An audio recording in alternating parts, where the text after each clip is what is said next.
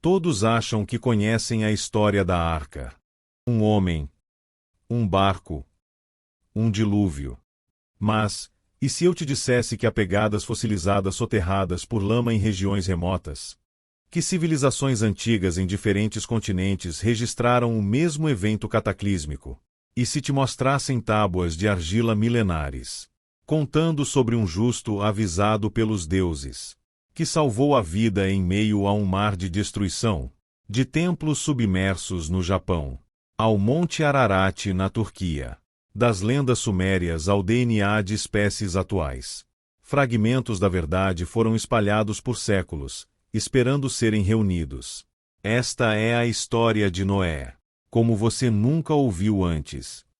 Imagine um mundo tão avançado em saberes, mas tão corrompido em alma, que a própria existência se tornou uma ferida para o Criador.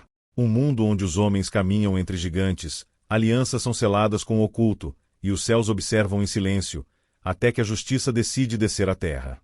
Esta é a origem do dilúvio, mas antes da chuva, havia um mundo. E é sobre esse mundo que precisamos falar. A Bíblia nos apresenta a figura de Noé como o último justo entre gerações corrompidas. Mas quem eram esses povos? E por que o Criador decidiu apagar tudo com água? No livro de Gênesis, capítulo 6, lemos: Viu o Senhor que a maldade do homem se multiplicara sobre a terra. Essa frase é apenas a superfície. Em estudos arqueológicos e registros extracanônicos, como o livro de Enoque e os manuscritos do Mar Morto, surgem menções a uma era onde os filhos de Deus se uniram às filhas dos homens, uma narrativa misteriosa que fala sobre os Nefilim, os gigantes. Os Nefilim, segundo textos antigos, seriam descendentes híbridos entre seres celestiais e humanos. Relatos parecidos aparecem em outras culturas antigas. Os Anunnaki da Mesopotâmia, os titãs da Grécia Antiga, os deuses do Egito, que julgavam os homens e decidiam seu destino após a morte. Pesquisadores modernos como o Dr. Irving Finkel, do Museu Britânico, estudaram tabuletas de argila sumérias que antecedem Gênesis e falam de um dilúvio universal. Uma delas narra a história de um homem chamado Atrasasis, instruído a construir uma arca. Na Grécia, Platão escreveu sobre a cidade de Atlântida, destruída pelas águas como punição divina. Mais um eco do mesmo evento? Em entrevistas recentes, o paleontólogo brasileiro Dr. Adalto Lourenço aponta para camadas geológicas com registros de sedimentos de água em todo o planeta, indicando um dilúvio de escala global, não apenas regional. A corrupção do mundo pré-diluviano não era apenas moral, mas também tecnológica e espiritual. Relatos do livro de Enoque falam de anjos caídos ensinando os humanos a criar armas, manipular os céus, os astros, e até a arte da sedução para desviar a humanidade de seu propósito. O próprio Enoque, bisavô de Noé, alertou a geração sobre o juízo que viria. Segundo registros antigos, havia engenharia genética rudimentar, observação astronômica precisa, conhecimentos perdidos, talvez ocultados pelo tempo e pela destruição. Entre todos, Noé é descrito como íntegro em suas gerações. Alguns estudiosos apontam que o termo pode se referir tanto à sua moral quanto à sua linhagem, não corrompida pelos Nefilim. Ele se tornou o elo entre o mundo que seria destruído e o que surgiria depois. Um homem comum, em meio ao extraordinário, chamado para construir algo impensável, uma arca de salvação. Este é apenas o início. A história de Noé não começa com madeira e pregos, mas com uma humanidade que trocou a luz pela escuridão. Como Noé recebeu as instruções da arca? Como reagiu o povo da época?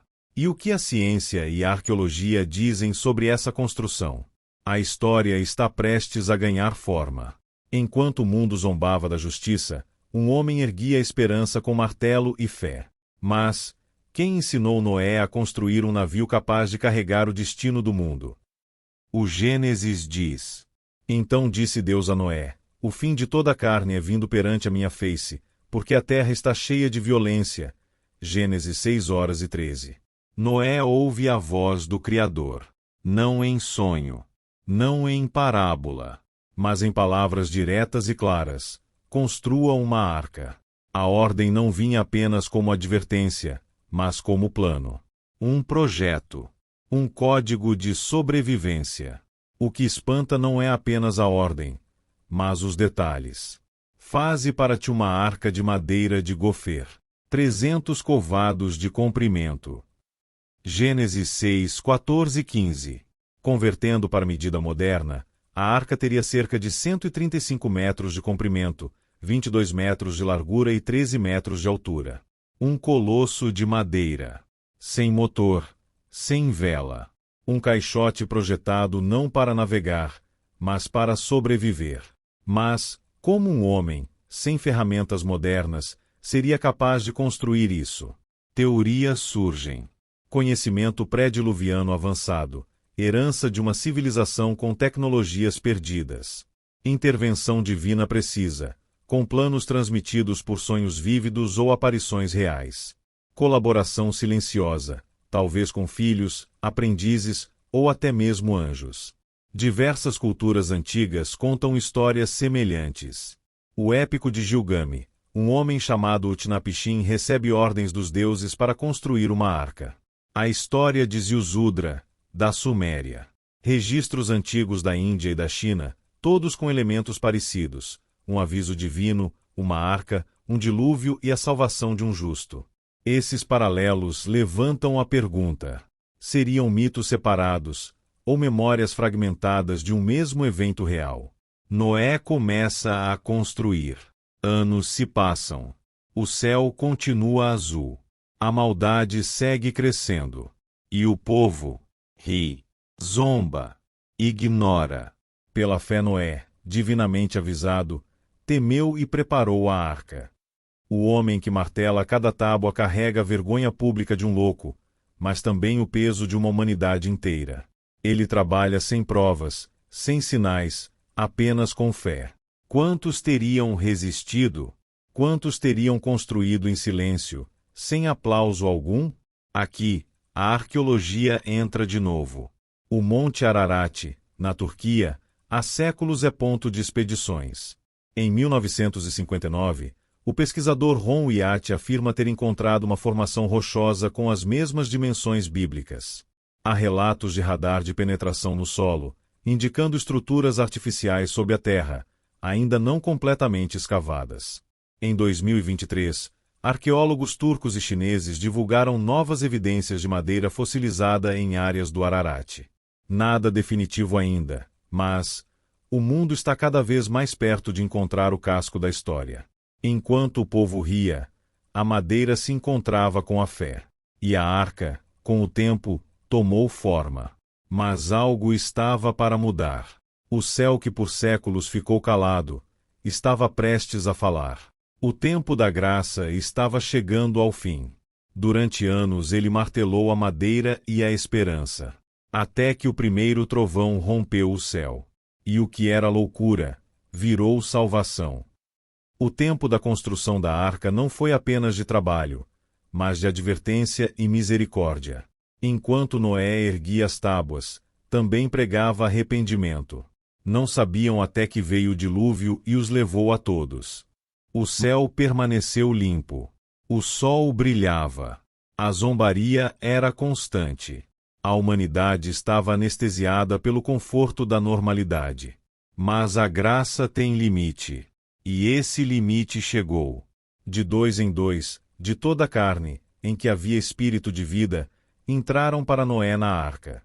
Sem chicotes, sem laços, sem cercas. A migração começou, silenciosa, ordenada, assombrosa. Pares de animais das mais diversas espécies caminharam até a arca como se obedecessem a um chamado invisível. Algo profundo, talvez instintivo ou espiritual, movia toda a criação. A ciência moderna estuda esse fenômeno, migratio naturalis, movimentos instintivos inexplicáveis. Coincidência ou memória genética de um evento primevo. E o Senhor fechou a porta. Essa é uma das cenas mais simbólicas de toda a Bíblia. A porta da arca não foi fechada por Noé. Foi Deus quem selou o destino da humanidade. A misericórdia foi encerrada. A justiça estava para começar. O som de uma madeira rangendo, sendo selada, ecoou como o fim de uma era. No ano 600 da vida de Noé, romperam-se todas as fontes do grande abismo, e as janelas do céu se abriram. Segundo Gênesis, até então não havia chuva na terra. A vegetação era regada por uma névoa que subia do solo. A primeira chuva da história não veio suave. Ela explodiu como um grito da natureza e do juízo. Fontes subterrâneas se romperam. Vulcões, placas tectônicas, erupções de aquíferos. A terra foi rasgada por dentro. E o céu, por cima. A grande pergunta: foi mesmo global ou apenas local? Evidências geológicas e arqueológicas apontam para algo gigantesco. Camadas sedimentares contendo fósseis marinhos em regiões montanhosas. Rochas dobradas sob extrema pressão em locais onde não há atividade vulcânica. Registros de grandes enchentes em culturas da Mesopotâmia, China, África e América do Sul. O paleontólogo brasileiro Dr. Michelson Borges, citado no podcast que você enviou, menciona fósseis encontrados em camadas abruptas, indicando soterramento rápido, como num dilúvio massivo. E se os contos espalhados não forem lendas, mas memórias fragmentadas de um mesmo evento ancestral? Águas sobem. Montanhas desaparecem. Gente corre, grita. Mas é tarde demais. A terra vira um oceano furioso. Noé e sua família, trancados, ouvem o caos de fora. Imagine a escuridão. O som das águas. O eco das vozes. A dúvida no coração dos filhos de Noé. Mas a arca flutua. E a fé também. O dia chegou. E tudo mudou. Noé não foi apenas um construtor. Foi um sobrevivente. Um espectador do fim do mundo. Mas o fim ainda não era o fim. Depois dos dias furiosos de inundação, quando as águas finalmente cederam, a arca repousou sobre os altos picos dos montes de Ararat. A imensidão das águas diminuiu gradualmente, revelando lentamente as linhas de contorno de um mundo transformado. Noé, exausto e transformado pelo sofrimento e pela fé, contemplava um cenário que ninguém jamais havia imaginado: um planeta renascido. Nas antigas tradições, o Monte Ararat não era apenas uma montanha, era o símbolo do fim do caos e o início de um novo capítulo. Arqueólogos modernos encontraram vestígios de sedimentos e estruturas que sugerem que, após grandes enchentes, a Terra pode ter se regenerado de forma repentina, um eco de cataclismos descritos em múltiplas culturas antigas. Noé, com o coração pesado pelas perdas irreparáveis, sentia agora uma centelha de esperança. Ele sabia que, apesar do dilúvio, a promessa de Deus ainda ressoava, uma aliança eterna com toda a criação. Enquanto os primeiros raios de sol penetravam a névoa pós-tempestade, Noé saiu da arca e pisou em terra firme pela primeira vez em décadas. O solo estava úmido e cheirava a novo recomeço, uma terra lavada da corrupção. Cada pegada que Noé deixava era um testemunho de que a vida, mesmo dilacerada, tem a capacidade de renascer. O silêncio dos céus parecia agora carregar uma promessa: esta vez, tudo será diferente. Enquanto Noé caminhava pelo terreno recém-revelado, as águas ao redor recuavam, e o som do dilúvio deu lugar a um silêncio sereno, pontuado apenas pelo gotejar das últimas gotas e pelo suave sussurro do vento entre as pedras. Este momento era carregado de significados. A terra não era apenas um espaço físico, mas um símbolo da renovação espiritual. Cientistas apontam que eventos de grandes enchentes podem deixar marcas geológicas profundas, e que, após tais cataclismos, a natureza se reorganiza. Esse cenário não era apenas o fim de uma era, mas o início de outra, o nascimento de uma humanidade que carregaria a memória dos erros passados e a esperança de um futuro reconstruído. Em meio à vastidão do novo mundo, Noé ergueu um altar. Este não foi um ato aleatório, mas o símbolo máximo de reconexão entre o homem e o divino. No altar, Noé ofereceu sacrifícios, não apenas de agradecimento, mas como um pacto de renovação. Foi ali que Deus falou novamente, confirmando que nunca mais traria destruição total por meio das águas. Nunca mais amaldiçoarei a terra por causa do homem. Gênesis 8h21. A construção desse altar não foi apenas um gesto religioso, mas a fundação de uma nova era de responsabilidade e fé. Ele simbolizava a ideia de que, embora a humanidade tivesse falhado em seu caminho, a chance de recomeço estava aberta, e que cada ser humano teria um papel em restaurar a harmonia perdida. A história de Noé e o dilúvio tem paralelos em diversas culturas antigas.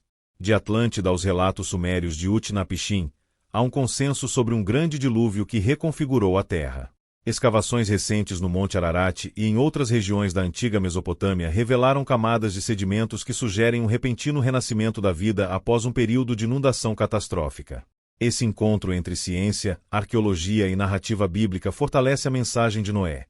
A destruição é seguida pela restauração, e o sofrimento pode, de fato, ser o precursor de um novo começo.